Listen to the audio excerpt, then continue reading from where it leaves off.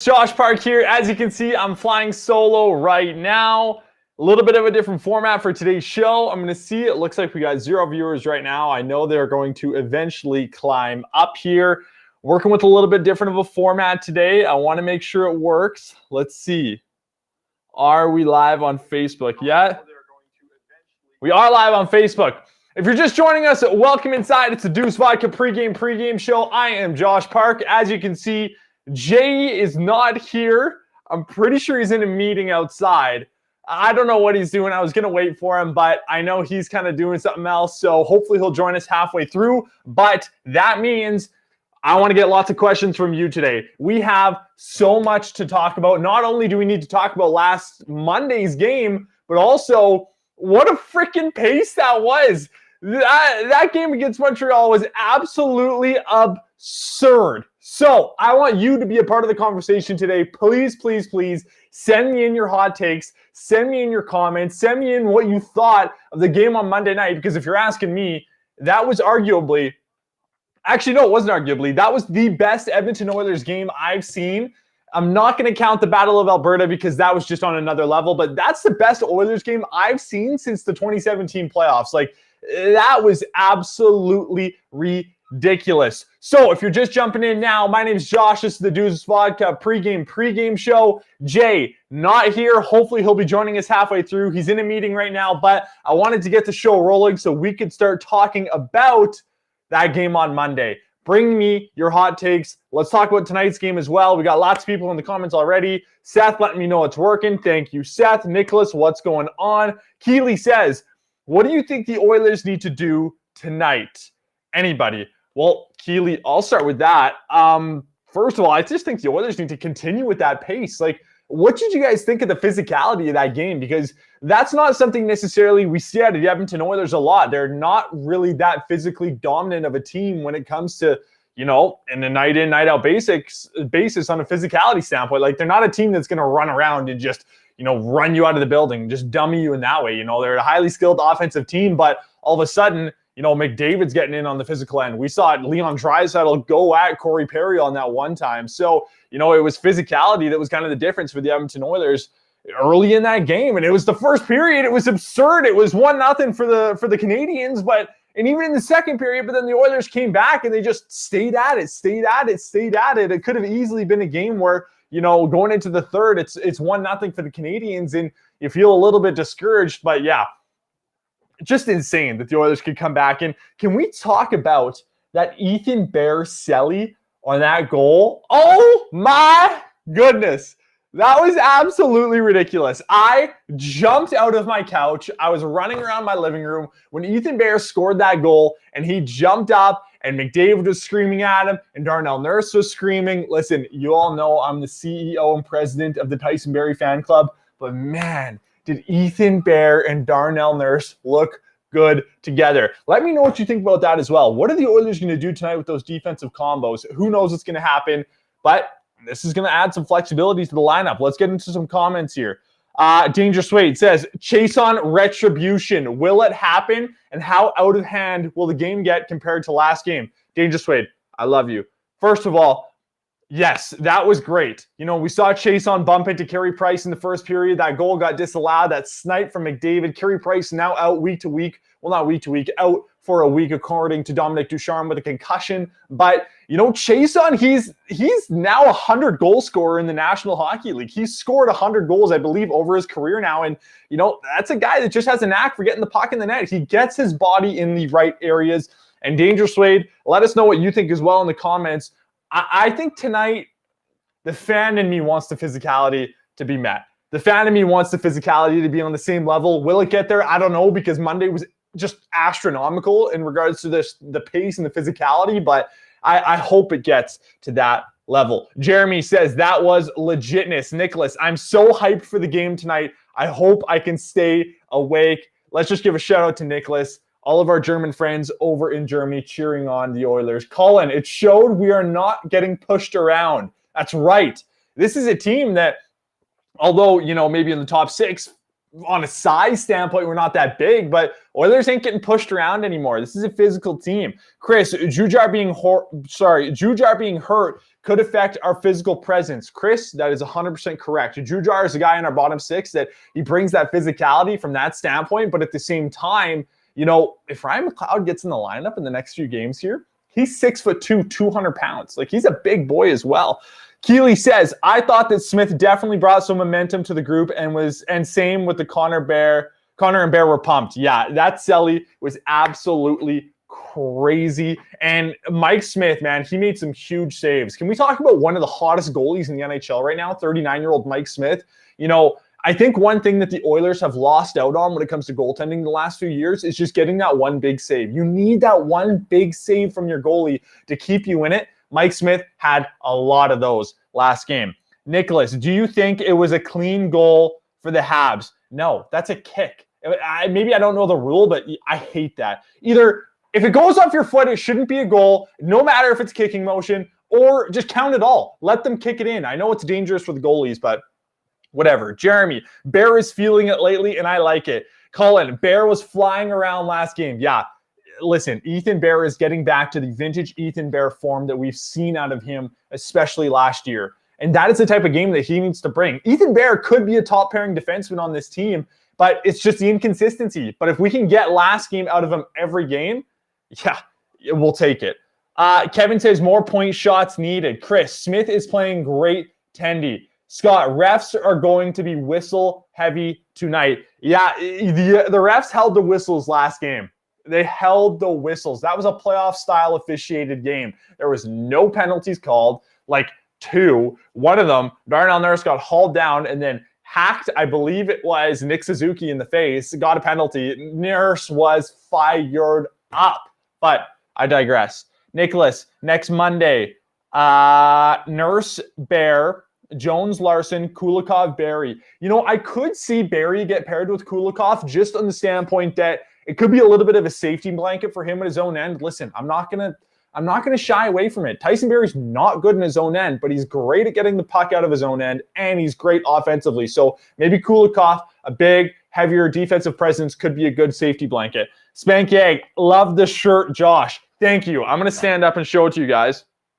These are our brand new Oily Boys t-shirts. Get yours now, nationgear.com. Jeremy says, I think they will do the same as last game and let them play. Honestly, I wouldn't mind. Michael Parker, how about that back check by Puljujarvi? If you're talking about on McDavid's goal when he wiped out Thomas Tatar, yeah, Puljujarvi is rounding into a type of player that makes sense for him being a third overall pick. You know, he's a big physical presence. You know, Puljujarvi, we've said it in the past, like not only is he showing that offensive touch and he's starting to finish, but, you know, he's got some body to him. He can throw it around a little bit. Smith playing like he's 29 and not 39, says Colin Rain. Yeah, I would agree. Sinkovich, he's so hot right now. Yeah, he's very, very hot right now. Ashton, McDavid finished all his checks. It was a good game. You know, Ashton, I agree. Ashton Chason, by the way, I like the last name. It was different. It was a different game from McDavid. You know, it was a type of game that we don't often see Connor McDavid get really, really involved physically, but you could tell McDavid was mad. I know Jay and I say it all the time. McDavid's mad, McDavid's mad, McDavid's mad. But, you know, McDavid he was playing like he was upset that the Oilers hadn't really got anything past the Habs yet this season. So it was good to see. Spank Yag says, have the Habs scored a real goal against the Oilers? They've all been fluky. Yeah, they've been weird. The games against the Habs have been so weird. Probably the weirdest games this season for the Oilers have been against the Habs. Like, we've got blown out like twice. We had that game last night. They've been wild. Sinkovich says, I, for one, say if you end up on a breakaway with a puck and you have no stick, allow kicking. Yeah, why not? The kicking rule doesn't make sense to me. Nicholas says, a pool party back check Tatar into another time zone. Yeah, no doubt. Peter says, are you holding this down by yourself? I'll be a co-host if you let me. Hey, Peter, if there is a way that I could teleport you in and have you right here and co-host with me, man, I would. Or I got to figure out technology. Maybe I can like zoom you in. I got to get your M check to figure that out. I don't really know how to do that stuff. Ryan says, pool party really benefited from the year away. Yeah, man. Hey, if I could go to Finland for 1 year and then come back and be a better Oilers Nation host, I'd do it. Maybe I could start performing better on the pregame show. I don't know. Brad says, Bear is going to be a beast come playoff time. Yes, I would 100% agree. Nicholas says, so glad he's back. Kyler Kotick, McDavid leading by example. That's exactly what you need out of your captain. You know, McDavid, I feel like he's a lead by example kind of guy. And man, if you're the Oilers and you see the best player in the world, also your captain out there playing that physical, obviously you're going to want to get more involved physically as well. Kevin, how about Cahoon been doing good? Nice to see his hustle. Yeah, I like Cahoon's hustle lately. It's been good. I don't know if he's on the second line tonight. Actually, with that, let's go look at our lines for tonight's game. According to Jason Greger's GDB, here are the lines for tonight's game. So we got to talk about our guy, RNH, back in the lineup tonight. Oh, what do we expect? What do we expect from RNH tonight? You know, obviously he had a little bit of time off, was going through some injury stuff, but RNH back in the lineup tonight. I was a little bit skeptical. I didn't know if they'd bring him back tonight just because the Oilers are going to have a 4-day break after this. I thought they may think, you know, with tonight, with the potential of it being a super physical game, maybe just give him one more night off and then bring him back following this 4-day break. But RNH back in the lineup. He's going to play with McDavid and Yamamoto. Draisaitl with Cahoon and Puljujarvi. Shore with Archibald and Cassian. Nygaard is going to stay in the lineup with Haas and Chason. Nurse Barry, Russell, Larson, Jones, Bear, Smith getting the start once again tonight. Again, the word again. Toronto, 28-13, 5 on the season, 61 points. They're first in the North Division. Winnipeg, 27-15-3, 57 points. Edmonton now with 2 games in hand on Toronto and 1 game in hand on Winnipeg. They are now 27-15-2, 56 points on the season with a plus 20 goal differential. The Edmonton Oilers are in a great position right now to give them an opportunity to compete for first in the division coming down the stretch run here. You know, they're a mere 1 point behind Winnipeg, just 5 points behind Toronto at this point. And I don't know if you guys saw, but Toronto not getting much help from their new goaltender, David Rittich. That has not been a very, I want to say, I don't want to say wise investment, but that experiment hasn't been going amazing for Toronto so far. Let's jump into some comments here. Once again, Robert says, I'm late. Let's go Oilers. I would agree, Robert. Nicholas, that game was amazing, but what was that 2-0? That 2-0 with McDavid and Puljujarvi was absolutely absurd. I don't know what the heck was going on there. Brad says, Pool Party worked hard with the years away and got buns of steel. Yeah, he went over, got some new hips. Like he literally got hip surgery. Maybe that helped with the buns, and now he's just throwing it around. Colin says, and I agree with this comment by Colin. Colin, past few games, Cassian has woken up, and I've noticed him more. But that's just me. Colin, I would agree. What do you guys think? Are you seeing more out of Zach Cassian this year? Or not this year, but in the last few games here? I tweeted it out on Monday night. I thought Zach Cassian played the most engaged hockey game I've seen out of him, you know, probably this season. I know there's been a lot of conversation around the fact that, you know, he signed his ticket. Excuse me. He signed his ticket, and now all of a sudden we're just not seeing the Zach Cassian that we've seen in the past. But last game seemed like a good step in the right direction for Zach Cassian to get in line come freaking playoff time. Quinn says, go Oilers from the Res Kitchen. Nicholas, Cahoon understands that he has to work hard to keep his spot. I like his game lately. That's right. Let's see what else we got here. Ashton says, any update on Jujar? And then Spankig says, how is the Hammer doing? They're going to take this one carefully. I think that they're going to approach this situation very carefully. They obviously don't want to rush him back. Second concussion in less than a month and a half here. So they'll be careful with the Jujar situation, but it sounds like he's in good spirits. Rob says, Puljujarvi was gone nearly 2 years. Yeah, he was gone a long time. I think we all should maybe take a trip to Finland and just, you know, learn to be better at what we are as human beings in Finland. Maybe that's what we should do. The Puljujarvi way, the method. Colin says, has to finish his checks if it's anything like last game, but excited for Nuge to be back. Yeah, hey, let us know in the comments. What do you expect out of Ryan Nugent-Hopkins tonight? Do you think that he's going to, jump back in the lineup and with McNuge back together, do you assume that chemistry is gonna kind of spark up and they're going to be amazing once again? I thought they might go back to the RNH Dry Yamamoto line. I thought they might. They didn't. I thought they might. I kind of wish they did, but they didn't. Anyways, Robert says, I think Hopkins will be rested and healed, but tough game to start against Montreal if it's anything like last night's game on Monday, which I hope it is. Very entertaining game. Yeah, very, very entertaining game it was on Monday night. It'll be a tough matchup for RNH to jump into here.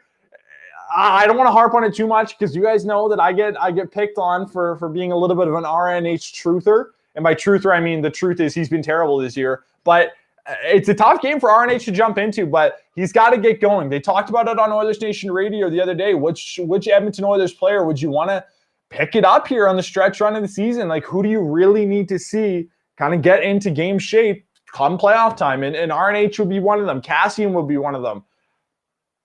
I don't really know who else. Those are really the only two that are underperforming right now. So, yeah. Chris says his kid is probably sleeping through the night, or is he getting the most rest on the road? Are you talking about Smith? Who are you talking about? Trina says Nagy will take it easy, but his presence will be huge. Seth says Nuge gets a power play goal. Our boy Waz.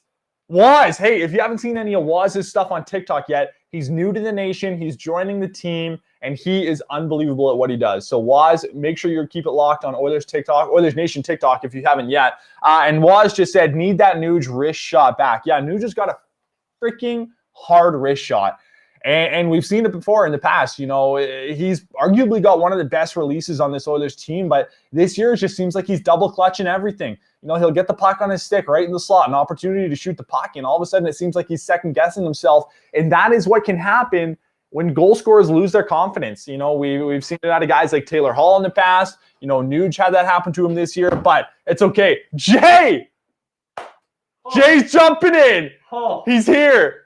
He's coming in hot. Jay, I'm live, man. So you can just jump in. And this is great. Where are we at? I am so sorry, everyone. You're good, man. I'm 17 minutes in, but that's okay. Oh, he's buzzing. Oh, I got the Oily Boy shirt. I got the Oily Boy shirt. Look at it. I was supposed to wear the Oily Boy shirt. It's right there. Oh, man. I am really slipping today. Sorry, everyone. Today's been crazy. Lots of meetings and just... It's all good. It's all good. Right now, we're talking about Ryan Nugent-Hopkins getting back in the lineup, which is perfect for you to touch on. Welcome back, Nugent. Yeah. Did you expect them to put that RNH McDavid Puljujärvi line together? Or did you kind of hope that they would put the Dry Nuge Yamamoto line together? I thought they were going to go Dry Nuge Yamamoto. So did I. I thought they want to keep Archibald in the first line because I liked that. They're calling it the AMP line. Archibald, McDavid, Puljujärvi. I liked the chemistry. I like that as an option. It's like Archibald's versatile, and the fact that he can play with McDavid, I think we have to lean in on that a bit because that allows us to load up the second line.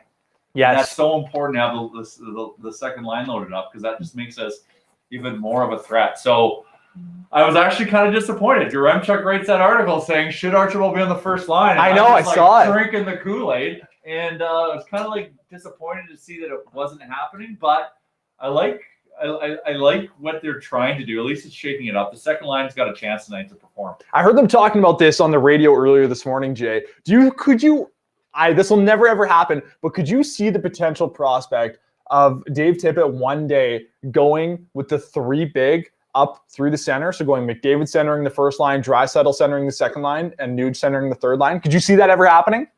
Man, if we can pull that off, we are a deep, good team. And that means you have great wingers that you can put on each side. Great wingers. But speaking about the third line, I'm actually excited because Archibald, Shore, and Cassian are reunited, are they not? Let's go to Jason Gregor's GDB at Oilers Nation. Which is great. Gaetan Haas, you know what? Yep, Shore, Cassian, and Archibald.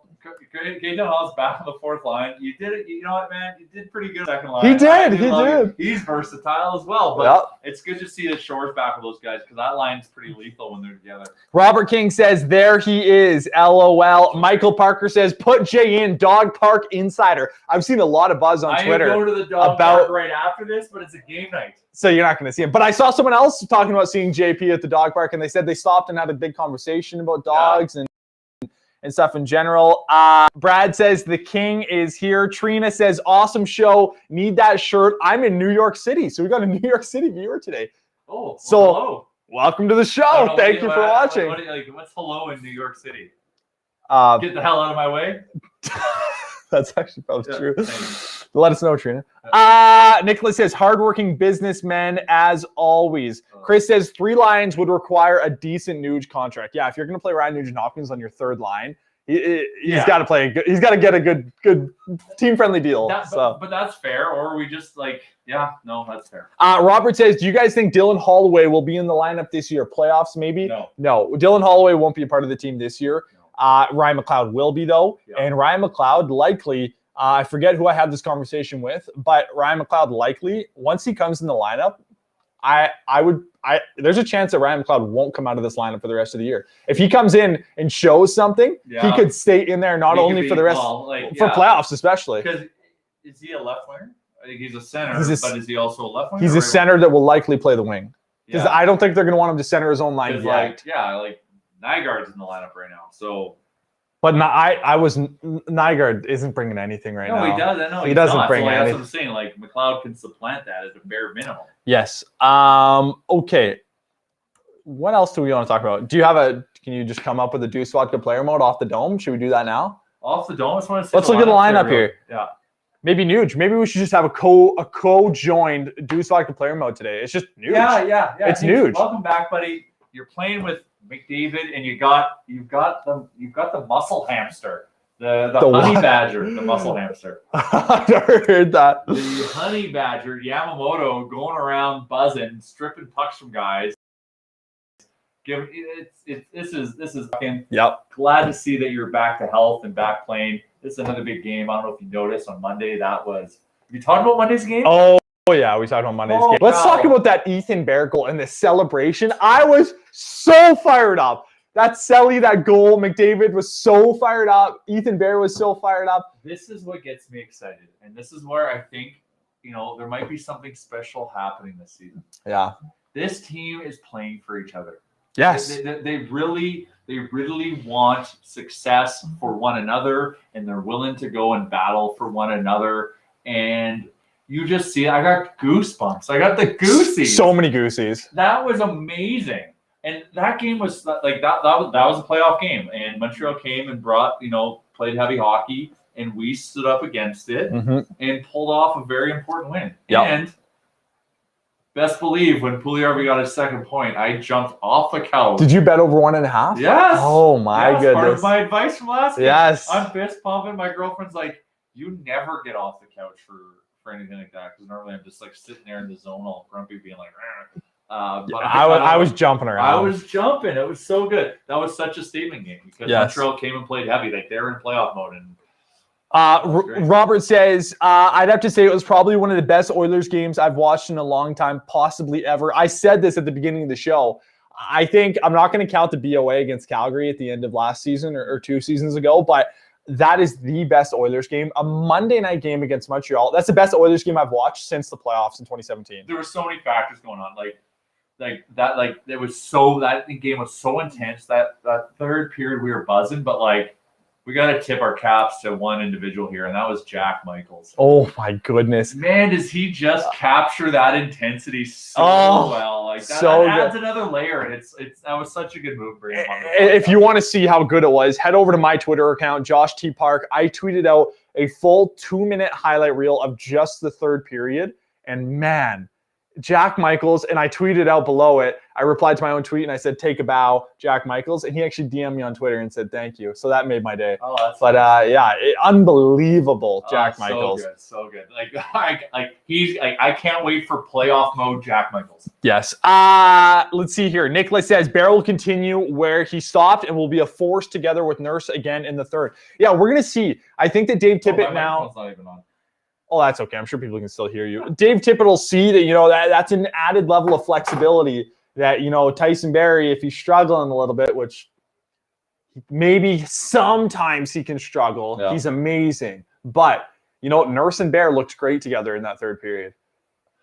That's they look so good, and it's interesting. I can't wait to see Kulikov and see what he brings to the lineup when he can play on. I think it's Monday or something. He's practicing for the first time tomorrow, I believe. But yeah, no, it's good to see Bear back. That's who he was last season. Let's hope we can keep it going because Bear dominating like that and playing good hockey like that, and now being paired again with Nurse, like that's huge. That adds depth again back to our D line. Yep. Okay, a few more comments here, and then we'll talk about some betting on tonight's game.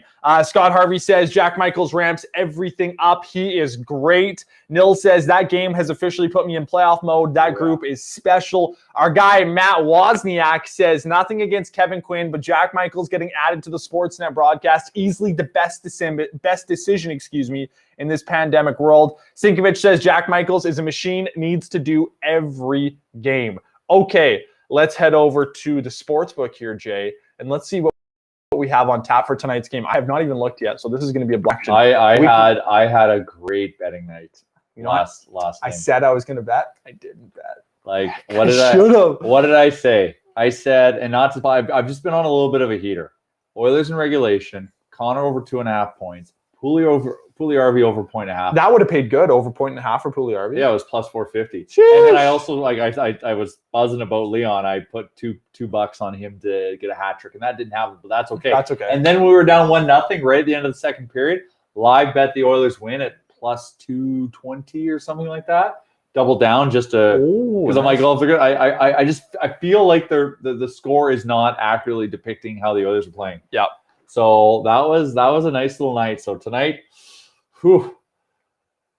I just don't. The big thing is I just don't hope the Oilers have an emotional hangover from that game, because like that was a serious high, and those things are real. And Montreal's going to be mad.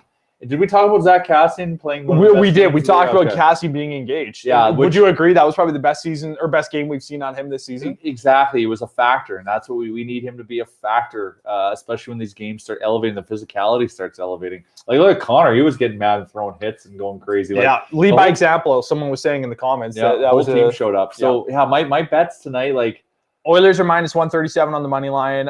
Canadians are plus 117. Yeah. If you want Oilers and reg, it's only going to be plus 113. Oilers on the puck line is going to be plus 180 if you want to get them at minus 1.5. So I'm a little weary of the emotional hangover from Monday's game. So I'm not going to touch the betting on who wins yet until I see the first period. Yeah, and then from you there, can live bet. Yeah, and hopefully there's some live betting opportunities. But what's Puljujärvi point? Like, I think riding Puljujärvi right now, he's hot right now. And now he's been moved to the second line. So I think going Puljujärvi point is good. So you said Puljujärvi point? Puljujärvi point, Yamamoto plus 110. Plus money, that's great. And then I think Yamamoto's going to be a factor tonight being on McDavid's line. He's going to be good for an assist or a tap in that McDavid sets up. So probably going to go a little bit heavier on him on a point. And then, take half of that and put that on a Yamo goal. Yes. Okay. According to Tony Brower with Oilers TV, Dmitry Kulikov was skating this morning, so he could be available, obviously, for next game. I just saw someone comment this in the chat. I'm looking on Twitter here to confirm this. I can't find anything. Someone said Chason got suspended for one game. Did you see that? For what? For the hit on Price.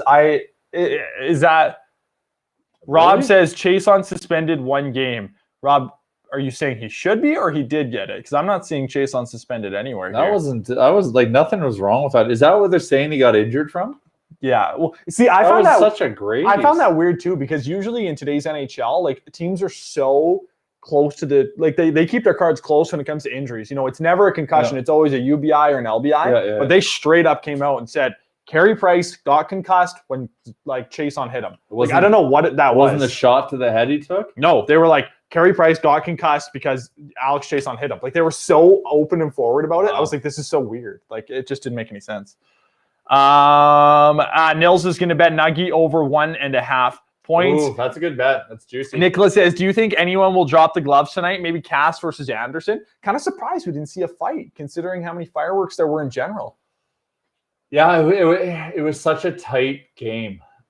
So that's tricky, because who's going to fight? Nurse? Well, you don't want him off the ice for 5 minutes right now. No. And Cass, he was buzzing. He probably, he's coming back from that hand injury. He's probably now willing to chuck him. So we'll see. Keep an eye out, because You know Montreal's coming in heavy tonight. They're mad. Yeah. We embarrassed them. We embarrassed them in the third period. Big time. Absolutely. I don't think Chason got suspended, so don't worry, Chason's not suspended. Actually, TSN Hockey tweeted out Oilers forward Alex Chason says he actually apologized to Canadiens goaltender Carey Price for run-in, admits he misread the play.